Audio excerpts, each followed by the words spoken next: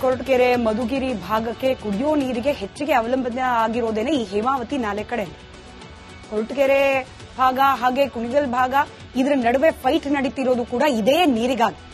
ಈಗಷ್ಟೇ ನಾವು ರಾಜೇಂದ್ರ ಅವರು ಮಾತನಾಡಿದ್ದನ್ನ ಕೇಳಿಸ್ಕೊಂಡು ಪೈಪ್ಲೈನ್ ಅಳವಡಿಕೆ ಮಾಡಿಕೊಂಡು ಕುಣಿಗಲ್ ಭಾಗಕ್ಕೆ ನೀರನ್ನ ಹರಿಸಿಕೊಳ್ಳೋ ಯೋಜನೆ ಇದೀಗ ವಿವಾದಕ್ಕೆ ಕಾರಣವಾಗಿದೆ. ಡಿ ಕೆ ಶಿವಕುಮಾರ್ ಅವರ ಸಮರ್ಥನೆ ಇದು ಇವಾಗಲ್ಲ, ಕುಮಾರಸ್ವಾಮಿ ಅವರ ಸಂದರ್ಭದಲ್ಲೇನೆ ಎಲ್ಲವೂ ಆಗೋಗಿತ್ತು ಇತ್ಯರ್ಥ. 70ನೇ ಕಿಲೋಮೀಟರ್ನಿಂದ ಈ ಪೈಪ್ಲೈನ್ ನ 70ನೇ ಕಿಲೋಮೀಟರ್ನಿಂದ 169ನೇ ಕಿಲೋಮೀಟರ್ ವರೆಗಿನ ಪ್ರಾಜೆಕ್ಟ್ ಕುಣಿಗಲ್ ಮಾಗಡಿ ರಾಮನಗರಕ್ಕೆ ಪೈಪ್ ಹರಿಸಿ ಪೈಪ್ ಮೂಲಕ ನೀರನ್ನ ಹರಿಸುವ ಯೋಜನೆ. ಈಗ ರಾಜಣ್ಣ ಅವರು ಅಥವಾ ಅವ್ರ ಪುತ್ರನ ವಾದ ಏನಂತಂದ್ರೆ ಈ ಭಾಗಕ್ಕೆ ನೀರ್ ಕೊಡಿ ಬೇಡ ಅಂತ ಹೇಳಲ್ಲ, ಅದು ನಮಗ್ ಬರೋ ನೀರಿನಲ್ಲಿ ಕೊರತೆ ಆಗತ್ತಲ್ಲ, ಅದನ್ನ ಹೇಗ್ ನೀಗ್ಸೋದು? ನೀರಿನ ಬಹುಪಾಲು ಈ ಭಾಗಕ್ಕೆ ಹರಿದೋಗ್ಬಿಟ್ರೆ ನಮ್ಮ ಭಾಗದ ಜನರ ನೀರಿನ ಬವಣೆಯನ್ನ ಬಗೆಹರಿಸೋದು ಹೇಗೆ? ವಾದ ಸುತ್ತಾ ಇದೆ.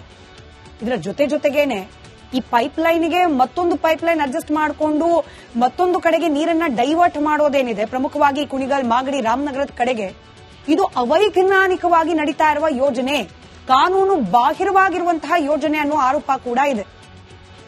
ಈ ಪೈಪ್ಲೈನ್ ಅಳವಡಿಸುವಾಗ ಭಾಗದ ರೈತರ ಭೂಮಿಗೆ ಪರಿಹಾರ ನೀಡಿಲ್ಲ ಅನ್ನೋ ಆರೋಪ ಕೂಡ ಇದೆ.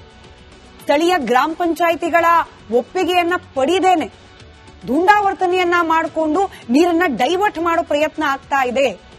ಇದರಿಂದಾಗಿ ನೇರವಾಗಿ ತುಮಕೂರಿನ ಭಾಗದ ಜನರಿಗೆ ತೊಂದರೆ ಆಗುತ್ತೆ ಅನ್ನೋದು ಆ ಭಾಗದ ಜನಪ್ರತಿನಿಧಿಗಳಿಗೆ ವಿರೋಧಕ್ಕೆ ಕಾರಣವಾಗಿದೆ.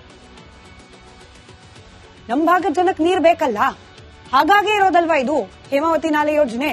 ಅದಕ್ಕೇನೆ ತೊಂದರೆ ಆಗುತ್ತೆ, ಈ ಭಾಗದ ಜನರಿಗೇನೆ ನೀರಿಗೆ ತೊಂದರೆ ಆಗುತ್ತೆ ಅಂದ್ರೆ ಆಬ್ವಿಯಸ್ಲಿ ಆ ಭಾಗದ ಜನ ನಮ್ಮನ್ನು ಪ್ರಶ್ನೆ ಮಾಡ್ತಾರೆ, ಜನಪ್ರತಿನಿಧಿಗಳು ನಾವಾಗಿರೋ ಕಾರಣ. ಹೀಗಾಗಿ ಬೇಡ, ಇದು ಯೋಜನೆ ಬೇಡ ಅನ್ನೋದು ತುಮಕೂರು ಭಾಗದ ಜನಪ್ರತಿನಿಧಿಗಳ ಆರೋಪ ಆಗಿದೆ.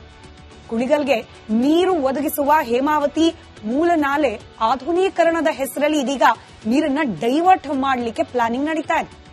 ಉತ್ತರಿ ದುರ್ಗದವರೆಗೆ ನಿಗದಿತ ನೀರನ್ನ ತೆಗೆದುಕೊಂಡು ಹೋಗಬಹುದು ಅನ್ನೋ ವಾದ ಒಂದ್ ಕಡೆ, ಅನಗತ್ಯ ಖರ್ಚು ಮಾಡ್ತಾ ಇರುವ ಪೈಪ್ಲೈನ್ ಕಾಮಗಾರಿಯನ್ನ ಕೈ ಬಿಡಬೇಕು ಅನ್ನೋ ವಾದ ಮತ್ತೊಂದು ಕಡೆ. ಒಂದು ವೇಳೆ ಪೈಪ್ಲೈನ್ ಮಾಡಿದ್ರೆ ಹೆಚ್ಚು ನೀರು ಕುಣಿಗಲ್ ಮಾಗಡಿ ರಾಮನಗರ ಆ ಕಡೆನೆ ಹೋಗೋ ಸಾಧ್ಯತೆ ಇದೆ. ತುಮಕೂರು ಭಾಗಕ್ಕೆ ಬರೋ ನೀರಿನ ಪ್ರಮಾಣ ಕಡಿಮೆ ಆಗುತ್ತೆ. ಹೀಗಾಗೇನೆ ತುಮಕೂರಿನ ರೈತರಿಂದ ವ್ಯಾಪಕ ವಿರೋಧ ಇದಕ್ಕಿದೆ, ಜೊತೆಗೆ ಹೋರಾಟ ಕೂಡ ಆಗಿಂದಾಗೆ ನಡೀತಾ ಇದೆ. ಈ ಎಕ್ಸ್ಪ್ರೆಸ್ ಲಿಂಕ್ ಕೆನಾಲ್ನಿಂದ ಆಗೋ ತೊಂದರೆ ಏನು ಅದನ್ನು ಕೂಡ ಗಮನಿಸಬಿಡೋಣ. ತುಮಕೂರು ಜಿಲ್ಲೆಯ ಜೀವಜಲದ ಪ್ರಶ್ನೆ ಆಗಿ ಹೋಗ್ಬಿಡುತ್ತೆ ನಾಳೆ ದಿನ ಇದು. ತುಮಕೂರು ಜಿಲ್ಲೆಗೆ 24.05 ಟಿಎಂಸಿ ನೀರು ಹಂಚಿಕೆಯಾಗಿದೆ. ಆದ್ರೆ ತುಮಕೂರು ನಗರಕ್ಕೆ ಕುಡಿಯೋ ನೀರು ಅದನ್ನೇ ಪೂರೈಕೆ ಮಾಡೋಕ್ಕಾಗ್ತಾ ಇಲ್ಲ. ಬೇಸಿಗೆ ಶುರು ಆಯ್ತು ಅಂದ್ರೆ ತುಮಕೂರು ಭಾಗದ ಜನ ಕುಡಿಯೋ ನೀರಿಗೆ ಯಾವ ಮಟ್ಟಿಗೆ ಹಾಹಾಕಾರವನ್ನ ಎದುರಿಸ್ತಾರೆ ಅನ್ನೋದು ಆ ಭಾಗದ ಜನರಿಗೆ ಗೊತ್ತಿರೋದು. ಇನ್ನು ನಾಲೆಯ ಅರ್ಥದಲ್ಲಿಯೇ ಈ ಎಕ್ಸ್ಪ್ರೆಸ್ ಲಿಂಕ್ ಮಾಡಿಬಿಟ್ರೆ ಇನ್ನೂ ಅಧೋಗತಿ ಆಗತ್ತೆ ಪರಿಸ್ಥಿತಿ ಅನ್ನೋ ಭಯ. ಕೆನಾಲ್ ಮೂಲಕ ನೀರನ್ನ ತೆಗೆದುಕೊಂಡು ಹೋದ್ರೆ ನಮ್ ಪಾಡನ್ ಕೇಳೋರು ಯಾರಪ್ಪ? ಜಿಲ್ಲೆಯ ಇತರೆ ತಾಲೂಕುಗಳಿಗೆ ನೀರು ಹಂಚೋದ್ ಕೂಡ ಕಷ್ಟ ಆಗ್ಬಿಡುತ್ತೆ. ನಾಲೆಯ 70ನೇ ಕಿಲೋಮೀಟರ್ನಿಂದ 228ನೇ ಕಿಲೋಮೀಟರ್ ವರೆಗೆ ಆಧುನೀಕರಣ ಆಗಿದೆ. ಈ ನಾಲೆಗೆ ನಿಗದಿಪಡಿಸಿದ ನೀರು ಹರಿಸೋಕೆ ಸಮಸ್ಯೆ ಇಲ್ಲ. ಆದ್ರೆ ಮತ್ತೆ ಪೈಪ್ಲೈನ್ ಅನ್ನ ಎಕ್ಸ್ಪ್ರೆಸ್ ಪೈಪ್ಲೈನ್ ಅನ್ನೋ ಹೆಸರಲ್ಲಿ ಅಳವಡಿಕೆ ಮಾಡಿಬಿಟ್ರೆ ನಮಗ್ ನೀರು ಸಿಗೋದಿಲ್ಲ ಅನ್ನೋದು ಆ ಭಾಗದ ಜನರು ಜನಪ್ರತಿನಿಧಿಗಳ ವಾದ. ಇದೇ ವಿಚಾರಕ್ಕೆ ಇದೀಗ ಡಿ ಕೆ ಶಿವಕುಮಾರ್ ಬೆಂಬಲಿತ ಕೆಲ ಜನಪ್ರತಿನಿಧಿಗಳು ರಾಜೇಂದ್ರ ಅವರಿಗೆ ಕಾಲ್ ಮಾಡಿ ಧಮಕಿ ಹಾಕ್ತಿದ್ದಾರೆ ಅನ್ನೋದು ರಾಜೇಂದ್ರ ಅವರ ಆರೋಪ. ಕೊರಟಗೆರೆ ಮಧುಗಿರಿ ಭಾಗಕ್ಕೆ ಕುಡಿಯೋ ನೀರಿಗೆ ಹೆಚ್ಚಿಗೆ ಅವಲಂಬನೆ ಆಗಿರೋದೇನೆ ಈ ಹೇಮಾವತಿ ನಾಲೆ ಕಡೆ. ಕೊರಟಗೆರೆ ಭಾಗ ಹಾಗೆ ಕುಣಿಗಲ್ ಭಾಗ ಇದರ ನಡುವೆ ಫೈಟ್ ನಡೀತಿರೋದು ಕೂಡ ಇದೇ ನೀರಿಗಾಗಿ. ಈಗಷ್ಟೇ ನಾವು ರಾಜೇಂದ್ರ ಅವರು ಮಾತನಾಡಿದ್ದನ್ನ ಕೇಳಿಸ್ಕೊಂಡು ಪೈಪ್ಲೈನ್ ಅಳವಡಿಕೆ ಮಾಡಿಕೊಂಡು ಕುಣಿಗಲ್ ಭಾಗಕ್ಕೆ ನೀರನ್ನ ಹರಿಸಿಕೊಳ್ಳೋ ಯೋಜನೆ ಇದೀಗ ವಿವಾದಕ್ಕೆ ಕಾರಣವಾಗಿದೆ. ಡಿ ಕೆ ಶಿವಕುಮಾರ್ ಅವರ ಸಮರ್ಥನೆ ಇದು ಇವಾಗಲ್ಲ, ಕುಮಾರಸ್ವಾಮಿ ಅವರ ಸಂದರ್ಭದಲ್ಲೇನೆ ಎಲ್ಲವೂ ಆಗೋಗಿತ್ತು ಇತ್ಯರ್ಥ. 70ನೇ ಕಿಲೋಮೀಟರ್ನಿಂದ ಈ ಪೈಪ್ಲೈನ್ ನ 70ನೇ ಕಿಲೋಮೀಟರ್ನಿಂದ 169ನೇ ಕಿಲೋಮೀಟರ್ ವರೆಗಿನ ಪ್ರಾಜೆಕ್ಟ್ ಕುಣಿಗಲ್ ಮಾಗಡಿ ರಾಮನಗರಕ್ಕೆ ಪೈಪ್ ಹರಿಸಿ ಪೈಪ್ ಮೂಲಕ ನೀರನ್ನ ಹರಿಸುವ ಯೋಜನೆ. ಈಗ ರಾಜಣ್ಣ ಅವರು ಅಥವಾ ಅವ್ರ ಪುತ್ರನ ವಾದ ಏನಂತಂದ್ರೆ ಈ ಭಾಗಕ್ಕೆ ನೀರು ಕೊಡಿ ಬೇಡ ಅಂತ ಹೇಳಲ್ಲ, ಅದು ನಮಗ್ ಬರೋ ನೀರಿನಲ್ಲಿ ಕೊರತೆ ಆಗತ್ತಲ್ಲ, ಅದನ್ನ ಹೇಗ್ ನೀಗ್ಸೋದು? ನೀರಿನ ಬಹುಪಾಲು ಈ ಭಾಗಕ್ಕೆ ಹರಿದೋಗ್ಬಿಟ್ರೆ ನಮ್ಮ ಭಾಗದ ಜನರ ನೀರಿನ ಬವಣೆಯನ್ನ ಬಗೆಹರಿಸೋದು ಹೇಗೆ? ವಾದ ಸೂಕ್ತ ಇದೆ. ಇದರ ಜೊತೆಗೇನೆ ಈ ಪೈಪ್ಲೈನ್ಗೆ ಮತ್ತೊಂದು ಪೈಪ್ಲೈನ್ ಅಡ್ಜಸ್ಟ್ ಮಾಡಿಕೊಂಡು ಮತ್ತೊಂದು ಕಡೆಗೆ ನೀರನ್ನ ಡೈವರ್ಟ್ ಮಾಡೋದೇನಿದೆ, ಪ್ರಮುಖವಾಗಿ ಕುಣಿಗಲ್, ಮಾಗಡಿ, ರಾಮನಗರದ ಕಡೆಗೆ, ಇದು ಅವೈಜ್ಞಾನಿಕವಾಗಿ ನಡೀತಾ ಇರುವ ಯೋಜನೆ, ಕಾನೂನು ಬಾಹಿರವಾಗಿರುವಂತಹ ಯೋಜನೆ ಅನ್ನೋ ಆರೋಪ ಕೂಡ ಇದೆ. ಈ ಪೈಪ್ಲೈನ್ ಅಳವಡಿಸುವಾಗ ಭಾಗದ ರೈತರ ಭೂಮಿಗೆ ಪರಿಹಾರ ನೀಡಿಲ್ಲ ಅನ್ನೋ ಆರೋಪ ಕೂಡ ಇದೆ. ಸ್ಥಳೀಯ ಗ್ರಾಮ ಪಂಚಾಯಿತಿಗಳ ಒಪ್ಪಿಗೆಯನ್ನ ಪಡೆಯದೇನೆ ದುಂಡಾವರ್ತನೆಯನ್ನ ಮಾಡಿಕೊಂಡು ನೀರನ್ನ ಡೈವರ್ಟ್ ಮಾಡೋ ಪ್ರಯತ್ನ ಆಗ್ತಾ ಇದೆ. ಇದರಿಂದಾಗಿ ನೇರವಾಗಿ ತುಮಕೂರಿನ ಭಾಗದ ಜನರಿಗೆ ತೊಂದರೆ ಆಗುತ್ತೆ ಅನ್ನೋದು ಆ ಭಾಗದ ಜನಪ್ರತಿನಿಧಿಗಳಿಗೆ ವಿರೋಧಕ್ಕೆ ಕಾರಣವಾಗಿದೆ.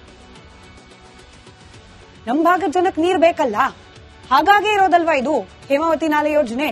ಅದಕ್ಕೇನೆ ತೊಂದರೆ ಆಗುತ್ತೆ, ಈ ಭಾಗದ ಜನರಿಗೇನೆ ನೀರಿಗೆ ತೊಂದರೆ ಆಗುತ್ತೆ ಅಂದ್ರೆ ಆಬ್ವಿಯಸ್ಲಿ ಆ ಭಾಗದ ಜನ ನಮ್ಮನ್ನು ಪ್ರಶ್ನೆ ಮಾಡ್ತಾರೆ, ಜನಪ್ರತಿನಿಧಿಗಳು ನಾವಾಗಿರೋ ಕಾರಣ. ಹೀಗಾಗಿ ಬೇಡ, ಇದು ಯೋಜನೆ ಬೇಡ ಅನ್ನೋದು ತುಮಕೂರು ಭಾಗದ ಜನಪ್ರತಿನಿಧಿಗಳ ಆರೋಪ ಆಗಿದೆ. ಕುಣಿಗಲ್ಗೆ ನೀರು ಒದಗಿಸುವ ಹೇಮಾವತಿ ಮೂಲ ನಾಲೆ ಆಧುನೀಕರಣದ ಹೆಸರಲ್ಲಿ ಇದೀಗ ನೀರನ್ನ ಡೈವರ್ಟ್ ಮಾಡಲಿಕ್ಕೆ ಪ್ಲಾನಿಂಗ್ ನಡೀತಾ ಇದೆ. ಉತ್ತರಿ ದುರ್ಗದವರೆಗೆ ನಿಗದಿತ ನೀರನ್ನ ತೆಗೆದುಕೊಂಡು ಹೋಗಬಹುದು ಅನ್ನೋ ವಾದ ಒಂದ್ ಕಡೆ, ಅನಗತ್ಯ ಖರ್ಚು ಮಾಡ್ತಾ ಇರುವ ಪೈಪ್ಲೈನ್ ಕಾಮಗಾರಿಯನ್ನ ಕೈ ಬಿಡಬೇಕು ಅನ್ನೋ ವಾದ ಮತ್ತೊಂದು ಕಡೆ. ಒಂದು ವೇಳೆ ಪೈಪ್ಲೈನ್ ಮಾಡಿದ್ರೆ ಹೆಚ್ಚು ನೀರು ಕುಣಿಗಲ್, ಮಾಗಡಿ, ರಾಮನಗರ ಆ ಕಡೆನೆ ಹೋಗೋ ಸಾಧ್ಯತೆ ಇದೆ. ತುಮಕೂರು ಭಾಗಕ್ಕೆ ಬರೋ ನೀರಿನ ಪ್ರಮಾಣ ಕಡಿಮೆ ಆಗುತ್ತೆ. ಹೀಗಾಗೇನೆ ತುಮಕೂರಿನ ರೈತರಿಂದ ವ್ಯಾಪಕ ವಿರೋಧ ಇದಕ್ಕಿದೆ. ಜೊತೆಗೆ ಹೋರಾಟ ಕೂಡ ಆಗಿಂದಾಗೆ ನಡೀತಾ ಇದೆ. ಈ ಎಕ್ಸ್ಪ್ರೆಸ್ ಲಿಂಕ್ ಕೆನಾಲ್ನಿಂದ ಆಗೋ ತೊಂದರೆ ಏನು ಅದನ್ನು ಕೂಡ ಗಮನಿಸ್ಬಿಡೋಣ. ತುಮಕೂರು ಜಿಲ್ಲೆಯ ಜೀವಜಲದ ಪ್ರಶ್ನೆ ಆಗಿ ಹೋಗ್ಬಿಡುತ್ತೆ ನಾಳೆ ದಿನ ಇದು. ತುಮಕೂರು ಜಿಲ್ಲೆಗೆ 24.05 ಟಿಎಂಸಿ ನೀರು ಹಂಚಿಕೆಯಾಗಿದೆ. ಆದ್ರೆ ತುಮಕೂರು ನಗರಕ್ಕೆ ಕುಡಿಯೋ ನೀರು ಅದನ್ನೇ ಪೂರೈಕೆ ಮಾಡೋಕ್ಕಾಗ್ತಾ ಇಲ್ಲ. ಬೇಸಿಗೆ ಶುರು ಆಯ್ತು ಅಂದ್ರೆ ತುಮಕೂರು ಭಾಗದ ಜನ ಕುಡಿಯೋ ನೀರಿಗೆ ಯಾವ ಮಟ್ಟಿಗೆ ಹಾಹಾಕಾರವನ್ನ ಎದುರಿಸ್ತಾರೆ ಅನ್ನೋದು ಆ ಭಾಗದ ಜನರಿಗೆ ಗೊತ್ತಿರೋದು. ಇನ್ನು ನಾಲೆಯ ಅರ್ಥದಲ್ಲಿಯೇ ಈ ಎಕ್ಸ್ಪ್ರೆಸ್ ಲಿಂಕ್ ಮಾಡಿಬಿಟ್ರೆ ಇನ್ನೂ ಅಧೋಗತಿ ಆಗತ್ತೆ ಪರಿಸ್ಥಿತಿ ಅನ್ನೋ ಭಯ. ಕೆನಾಲ್ ಮೂಲಕ ನೀರನ್ನ ತೆಗೆದುಕೊಂಡು ಹೋದ್ರೆ ನಮ್ ಪಾಡನ್ ಕೇಳೋರು ಯಾರಪ್ಪ? ಜಿಲ್ಲೆಯ ಇತರೆ ತಾಲೂಕುಗಳಿಗೆ ನೀರು ಹಂಚೋದ್ ಕೂಡ ಕಷ್ಟ ಆಗ್ಬಿಡುತ್ತೆ. ನಾಲೆಯ 70ನೇ ಕಿಲೋಮೀಟರ್ನಿಂದ 228ನೇ ಕಿಲೋಮೀಟರ್ ವರೆಗೆ ಆಧುನೀಕರಣ ಆಗಿದೆ. ಈ ನಾಲೆಗೆ ನಿಗದಿಪಡಿಸಿದ ನೀರು ಹರಿಸೋಕೆ ಸಮಸ್ಯೆ ಇಲ್ಲ. ಆದ್ರೆ ಮತ್ತೆ ಪೈಪ್ಲೈನ್ ಅನ್ನ, ಎಕ್ಸ್ಪ್ರೆಸ್ ಪೈಪ್ಲೈನ್ ಅನ್ನೋ ಹೆಸರಲ್ಲಿ ಅಳವಡಿಕೆ ಮಾಡಿಬಿಟ್ರೆ ನಮಗ್ ನೀರು ಸಿಗೋದಿಲ್ಲ ಅನ್ನೋದು ಆ ಭಾಗದ ಜನರು, ಜನಪ್ರತಿನಿಧಿಗಳ ವಾದ. ಇದೇ ವಿಚಾರಕ್ಕೆ ಇದೀಗ ಡಿಕೆ ಶಿವಕುಮಾರ್ ಬೆಂಬಲಿತ ಕೆಲ ಜನಪ್ರತಿನಿಧಿಗಳು ರಾಜೇಂದ್ರ ಅವರಿಗೆ ಕಾಲ್ ಮಾಡಿ ಧಮಕಿ ಹಾಕ್ತಿದ್ದಾರೆ ಅನ್ನೋದು ರಾಜೇಂದ್ರ ಅವರ ಆರೋಪ. ಕೊರಟಗೆರೆ, ಮಧುಗಿರಿ ಭಾಗಕ್ಕೆ ಕುಡಿಯೋ ನೀರಿಗೆ ಹೆಚ್ಚಿಗೆ ಅವಲಂಬನೆ ಆಗಿರೋದೇನೆ ಈ ಹೇಮಾವತಿ ನಾಲೆ ಕಡೆ. ಕೊರಟಗೆರೆ ಭಾಗ ಹಾಗೆ ಕುಣಿಗಲ್ ಭಾಗ ಇದರ ನಡುವೆ ಫೈಟ್ ನಡೀತಿರೋದು ಕೂಡ ಇದೇ ನೀರಿಗಾಗಿ.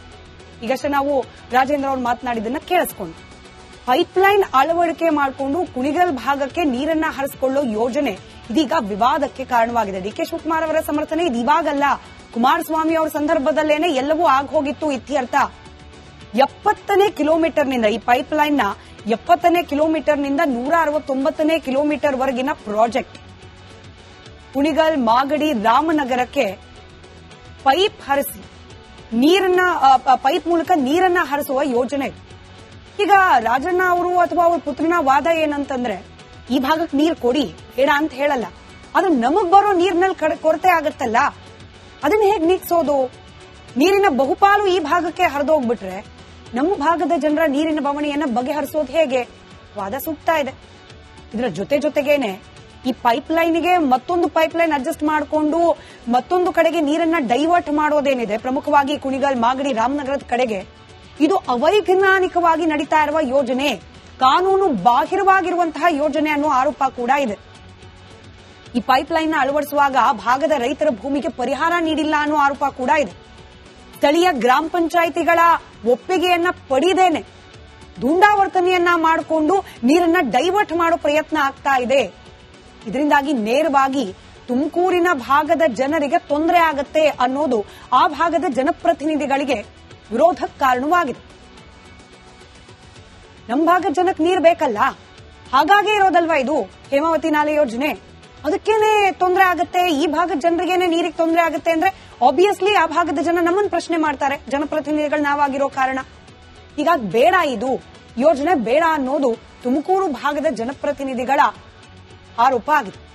ಕುಣಿಗಲ್ಗೆ ನೀರು ಒದಗಿಸುವ ಹೇಮಾವತಿ ಮೂಲ ನಾಲೆ ಆಧುನೀಕರಣದ ಹೆಸರಲ್ಲಿ ಇದೀಗ ನೀರನ್ನ ಡೈವರ್ಟ್ ಮಾಡಲಿಕ್ಕೆ ಪ್ಲಾನಿಂಗ್ ನಡೀತಾ ಇದೆ. ಉತ್ತರಿ ದುರ್ಗದವರೆಗೆ ನಿಗದಿತ ನೀರನ್ನ ತೆಗೆದುಕೊಂಡು ಹೋಗಬಹುದು ಅನ್ನೋ ವಾದ ಒಂದ್ ಕಡೆ, ಅನಗತ್ಯ ಖರ್ಚು ಮಾಡ್ತಾ ಇರುವ ಪೈಪ್ಲೈನ್ ಕಾಮಗಾರಿಯನ್ನ ಕೈ ಬಿಡಬೇಕು ಅನ್ನೋ ವಾದ ಮತ್ತೊಂದು ಕಡೆ. ಒಂದು ವೇಳೆ ಪೈಪ್ಲೈನ್ ಮಾಡಿದ್ರೆ ಹೆಚ್ಚು ನೀರು ಕುಣಿಗಲ್, ಮಾಗಡಿ, ರಾಮನಗರ ಆ ಕಡೆನೆ ಹೋಗೋ ಸಾಧ್ಯತೆ ಇದೆ. ತುಮಕೂರು ಭಾಗಕ್ಕೆ ಬರೋ ನೀರಿನ ಪ್ರಮಾಣ ಕಡಿಮೆ ಆಗುತ್ತೆ. ಹೀಗಾಗೇನೆ ತುಮಕೂರಿನ ರೈತರಿಂದ ವ್ಯಾಪಕ ವಿರೋಧ ಇದಕ್ಕಿದೆ. ಜೊತೆಗೆ ಹೋರಾಟ ಕೂಡ ಆಗಿಂದಾಗೆ ನಡೀತಾ ಇದೆ. ಈ ಎಕ್ಸ್ಪ್ರೆಸ್ ಲಿಂಕ್ ಕೆನಾಲ್ನಿಂದ ಆಗೋ ತೊಂದರೆ ಏನು ಅದನ್ನು ಕೂಡ ಗಮನಿಸ್ಬಿಡೋಣ. ತುಮಕೂರು ಜಿಲ್ಲೆಯ ಜೀವಜಲದ ಪ್ರಶ್ನೆ ಆಗಿ ಹೋಗ್ಬಿಡುತ್ತೆ ನಾಳೆ ದಿನ ಇದು. ತುಮಕೂರು ಜಿಲ್ಲೆಗೆ 24.05 ಟಿಎಂಸಿ ನೀರು ಹಂಚಿಕೆಯಾಗಿದೆ. ಆದ್ರೆ ತುಮಕೂರು ನಗರಕ್ಕೆ ಕುಡಿಯೋ ನೀರು ಅದನ್ನೇ ಪೂರೈಕೆ ಮಾಡೋಕ್ಕಾಗ್ತಾ ಇಲ್ಲ. ಬೇಸಿಗೆ ಶುರು ಆಯ್ತು ಅಂದ್ರೆ ತುಮಕೂರು ಭಾಗದ ಜನ ಕುಡಿಯೋ ನೀರಿಗೆ ಯಾವ ಮಟ್ಟಿಗೆ ಹಾಹಾಕಾರವನ್ನ ಎದುರಿಸ್ತಾರೆ ಅನ್ನೋದು ಆ ಭಾಗದ ಜನರಿಗೆ ಗೊತ್ತಿರೋದು. ಇನ್ನು ನಾಲೆಯ ಅರ್ಥದಲ್ಲಿಯೇ ಈ ಎಕ್ಸ್ಪ್ರೆಸ್ ಲಿಂಕ್ ಮಾಡಿಬಿಟ್ರೆ ಇನ್ನೂ ಅಧೋಗತಿ ಆಗತ್ತೆ ಪರಿಸ್ಥಿತಿ ಅನ್ನೋ ಭಯ. ಕೆನಾಲ್ ಮೂಲಕ ನೀರನ್ನ ತೆಗೆದುಕೊಂಡು ಹೋದ್ರೆ ನಮ್ ಪಾಡನ್ ಕೇಳೋರು ಯಾರಪ್ಪ? ಜಿಲ್ಲೆಯ ಇತರೆ ತಾಲೂಕುಗಳಿಗೆ ನೀರು ಹಂಚೋದ್ ಕೂಡ ಕಷ್ಟ ಆಗ್ಬಿಡುತ್ತೆ. ನಾಲೆಯ 70ನೇ ಕಿಲೋಮೀಟರ್ನಿಂದ 228ನೇ ಕಿಲೋಮೀಟರ್ ವರೆಗೆ ಆಧುನೀಕರಣ ಆಗಿದೆ. ಈ ನಾಲೆಗೆ ನಿಗದಿಪಡಿಸಿದ ನೀರು ಹರಿಸೋಕೆ ಸಮಸ್ಯೆ ಇಲ್ಲ. ಆದ್ರೆ ಮತ್ತೆ ಪೈಪ್ಲೈನ್ ಅನ್ನ, ಎಕ್ಸ್ಪ್ರೆಸ್ ಪೈಪ್ಲೈನ್ ಅನ್ನೋ ಹೆಸರಲ್ಲಿ ಅಳವಡಿಕೆ ಮಾಡಿಬಿಟ್ರೆ ನಮಗ್ ನೀರು ಸಿಗೋದಿಲ್ಲ ಅನ್ನೋದು ಆ ಭಾಗದ ಜನರು, ಜನಪ್ರತಿನಿಧಿಗಳ ವಾದ. ಇದೇ ವಿಚಾರಕ್ಕೆ ಇದೀಗ ಡಿಕೆ ಶಿವಕುಮಾರ್ ಬೆಂಬಲಿತ ಕೆಲ ಜನಪ್ರತಿನಿಧಿಗಳು ರಾಜೇಂದ್ರ ಅವರಿಗೆ ಕಾಲ್ ಮಾಡಿ ಧಮಕಿ ಹಾಕ್ತಿದ್ದಾರೆ ಅನ್ನೋದು ರಾಜೇಂದ್ರ ಅವರ ಆರೋಪ.